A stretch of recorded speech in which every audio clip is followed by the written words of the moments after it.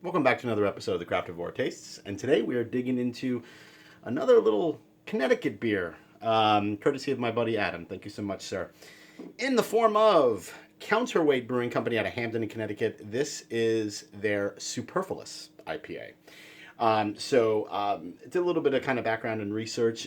Superfluous is part of their audition series. I couldn't get too much information off their website, but from what I gather, I guess they brew some beers, in an audition kind of phase, kind of release them, see what the feedback is, see how they take off, and then maybe, I don't know, maybe they do something more with it. Maybe they put it into a rotation.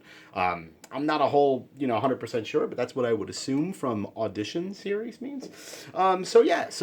Superfluous, it comes in, it's in a single IPA, coming in at 6.5% ABV.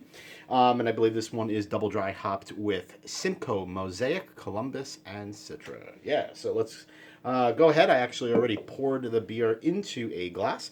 So let's just go through the drill, man. Let's look at the appearance, let's get the aroma, taste, and then we'll rate it, all right? So, beer comes in, put it right straight into the camera, medium gold color. Full on New England haze, completely opaque. Can't see my finger through it. Counterweight obviously has been leaning towards, doing, a tremendous amount more of New England style kind of IPAs and things of that nature when it comes to their IPAs. So nothing new here. Head actually was about finger and a half, kind of dissipating a little bit. Looks really nice, like eggshell kind of head.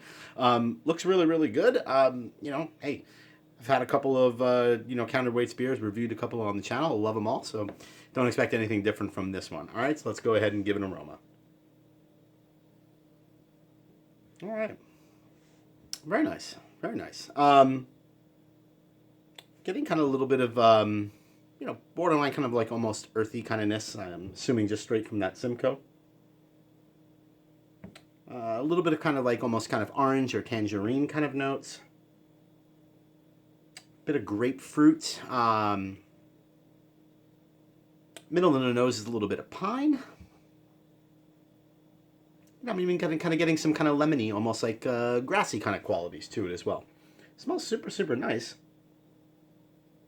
The one thing I will note is that I'm actually picking up a little bit of sweetness off those kind of malts, like almost like a little bit of like bready sweetness, which for a lot of New England style IPAs that I've been having recently, malt profile isn't kind of one of those things that you're picking up too much. So this is kind of refreshing from the standpoint of, I'm actually getting a little bit of that kind of like bready malt coming out of there, which is kind of cool. Smells really nice. Let's go ahead and give her a taste. Cheers.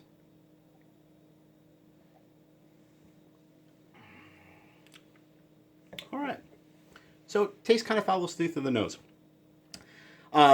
Grapefruit, lemon, getting kind of a little bit of kind of like candied citrus, so almost kind of like a like an orangey kind of tangerine kind of thing going on.